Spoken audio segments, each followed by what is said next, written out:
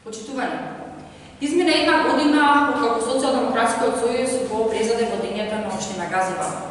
Година несневерени очекувања, неспособност, нереализирани ветувања и реваншизам. Со право денес граѓаните од нашата општина коментираат дека Газибар повеќе не наликува на општина која се наоѓа во метрополата.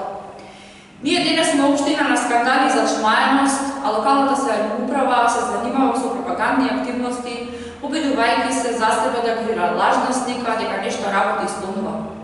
Фактите говорат дека изборната програма на Борче Георгиевски за локалните избори 2017 беше лажен памфлет.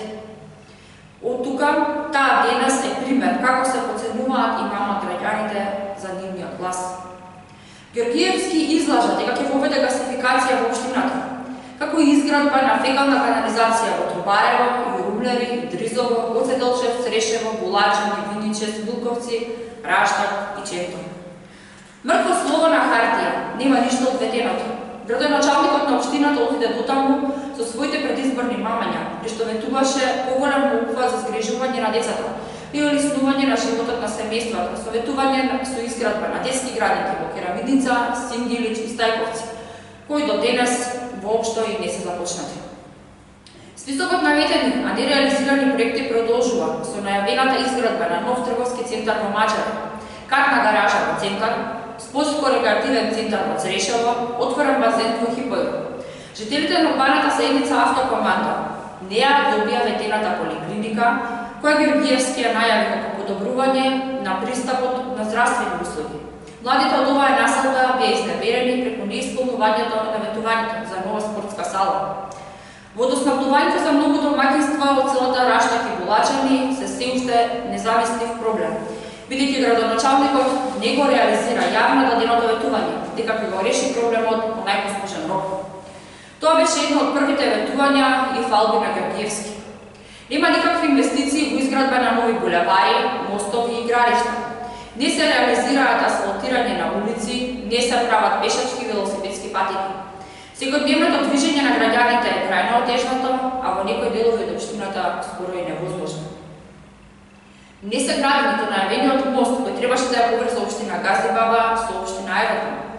Клучни локации, булевари и улици не се во целосен мрак, за кои локалните власти ништо не превземаат. Во мандатот на Георгиевски масово се сечат дрва и се уништуваат зеленилото, како никогаш до сега, при што реакциите и протестите на граѓаните се игнорираат, како што беше примерот со населбата Железара.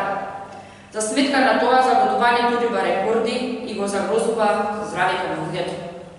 Безбедноста во општината е намалена, а граѓаните се чувствуваат несигурно. Чести се и случаите на партиски реваншизам преку преместувања, разместувања и разрешување на вработени професионалци во локалната самоуправа и други институции под надлежност на градоначалникот, кои професионално и законски се исполнуваат своите работни обврски. Понатаму се преземат незаконски упади во ингеренциите на директорите на основните училишта и се обструира нивното работење. Борче Георгиевски на најгруп начин го крши законот за локална самоуправа и се обидува да го подреди советот на општината на своите интереси, зашто веќе ја информиравме јавноста. Во интерес на граѓаните, советот на општина Газибар, во кој мнозинство го има ВМРО-ДПМН и коалицијата, секогаш беше конструктивен во интерес на граѓаните, така што чувствуваше и го поддржа носењето на буџетот за 2018 година, како и неговиот ребаланс. Спротивно на тоа, Георгиевски вината за неговата неспособност и манипулација со дадените лажни ветувања ја префрлуваше врз советниците. Потврда дека градоначалникот не работи за она што му е дадена довербата и податокот дека буџетот е реализиран со само 38%. И тоа, поддршка за локален економски развој 1,3%. Урбанистичко планирање 6,9%. Одржување на локалните патишта 7,2%. Изградба на јавно осветлување 4,9%. Изградба на систем за отпадни води 6,5%. Капитални трошоци во општината 22%. Програма за урбанистичко планирање и уредување на просторот околу 20%. Пошироката јавност се уште му го памети скандалот со даденото одобрување за верско делување во едно основно училиште кој предизвика бран реакции и неготување. На повидок е и голем скандал со негирање на волјата на жителите на урбаните и местните заедници. Граѓаните денес се целосно исклучени од водењето на општината. Почитувани, ова денес се гази баба која незапирливо тоне и заостанува. Од развиена скопска општина се претворивме во касада од минатиот век.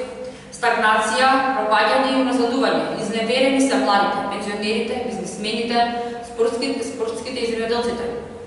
Списокот на лаги е долг на Георгиевски, само едно не излажа во својата предизборна програма. Дека да се биде градоначалник е привилегија и навистина е така. Георгиевски ужива во привилегиите на грбот на деночните обрзници и граѓаните од општина Газибаб. Животот дојде за него и за малкумина околу него. Ви благодарам.